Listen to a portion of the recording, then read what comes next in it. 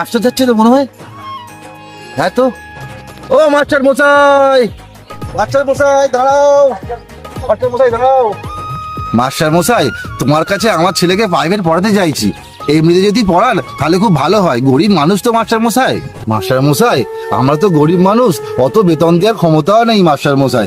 যদি তুমি এমনি পড়াও আমার ছেলেকে তাহলে খুব ভালো হয় মাস্টার মশাই। দয়া করো মাস্টার মশাই, আমাকে একটু দয়া করো মাস্টার মশাই। আচ্ছা আচ্ছা ঠিক আছে পড়াবো, কিন্তু তোমার ছেলের মাথা কেমন পড়াশোনায়?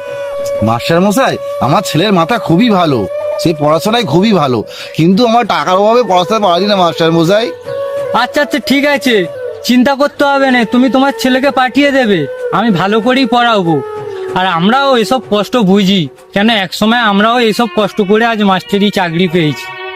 ঠিক আছে আসি তাহলে। হ্যাঁ হ্যাঁ মাস্টার মশাই, হ্যাঁ মাস্টার মশাই, মাস্টার মশাই অনেক বড় উপকার করলে মাস্টার মশাই, আমার অনেক অনেক ধন্যবাদ।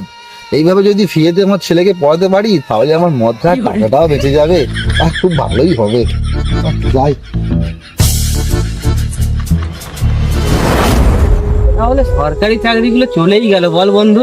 হ্যাঁ সরকার তাহলে বাঁচতেই পারলো না। আমরা চাল থেকে কাপড় বাঁচতে পারছি, সরকার আচ্ছা। এইগুলো বাঁচতে পারলো না, কোনগুলো যোগ্য আর কোনগুলো অযোগ্য। তাহলে তুই আর কি করে বুঝছিস? সরকার কি করে বুঝবে কে পরীক্ষা দিয়ে পাস করেছে, কে ঘুষ দিয়ে পাস করেছে? সরকার তো সবাইকে বাতিল করে দিয়েছে। তো কথা হলো, দোষ করবে একজন আর সাজা পাবে সবাই। এখানে বলে আর কি হবে? যা সরকারের কাছে বল, বলতে পারবি? আমরা কেউই বলতে পারবো না সরকারের কাছে। যাক, তোকে বলে আর কি হবে, যারা যোগ্য পড়াশোনা করেছে তাদেরকে বার করে দেওয়াটা ঠিক হয়নি। সরকার তো বাঁচতে সময় দিয়েছিল, তা বাঁচতে পারেনি, তো কি হবে? তো সীমন্তের অবস্থা খুব খারাপ হয়ে যাবে, বাড়িতে অসুস্থ বাবা, ও যে কি করে চলবে। ঠিকই বলেছিস, ও চাকরিটা পেয়ে খুবই ভালোই ছিল। তা ও কি ঘুষ টুস দিয়ে ঢুকেছিল চাকরিতে? না না, ও ঘুষ টুস দিয়ে ঢোকেনি, ও মাধ্যমিকে ফার্স্ট হয়েছিল, উচ্চ মাধ্যমিকে ফার্স্ট হয়েছিল, কলেজেও ফার্স্ট হয়েছিল, কিন্তু পড়াশোনায় খুবই ভালো ছিল, ও ঘুষ টুস দিয়ে ঢোকেনি। তাছাড়া ওদের তো ঘুষ টুস দেওয়ার কোনো ক্ষমতাই নেই, তবুও পড়াশোনাটা করেছে, এটাই অনেক। পড়াশোনা না করে যদি ও চমড়ির দোকান খুলতো তাহলে খুব ভালো হতো। আমাকে দেখ, আমি কিরকম বিন্দাস আছি, পড়াশোনা করিনি, বিন্দাস চলছে আমার। তুই ঠিক করেছিস, বেকার ছেলেটা পড়াশোনা করে এত দূর ভুল করলো। আচ্ছা ঠিক আছে ভাই, আমি তাহলে আসি। হ্যাঁ হ্যাঁ হ্যাঁ হ্যাঁ, আমি আস।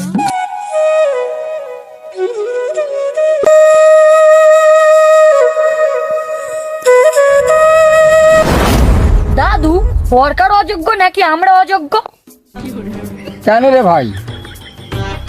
আমাদের চাকরি গেল তার মানে আমরা অযোগ্য, আমাদের থেকে যারা ঘুষ নিয়েছে তার মানে তারাও অযোগ্য।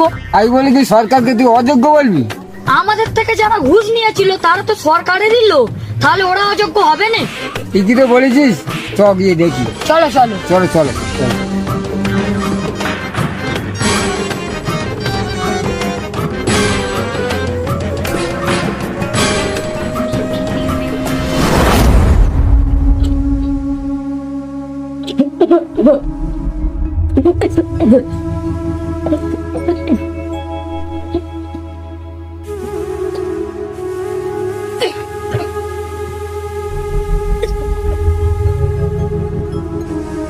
বাবার অবস্থা খুবই খারাপ, ওকে বারে বারে বলছি বাইরে ডাক্তার দেখাও, কিন্তু আমার কথা শুনছোই না।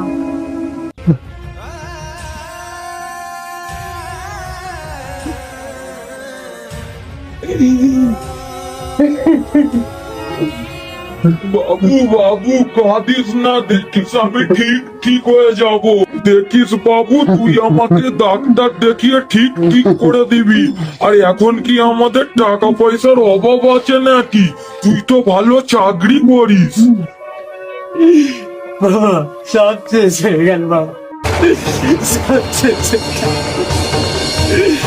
ভেবেছিলাম তোমাকে আর বড় ডাক্তার দেখি সুস্থ করে তুলবো বাবা, আমার সব শেষ হয়ে গেল।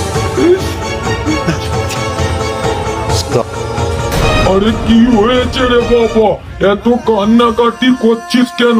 আর কি শেষ হয়ে গেছে? দেখিস আমি ঠিক ঠিক হয়ে যাব।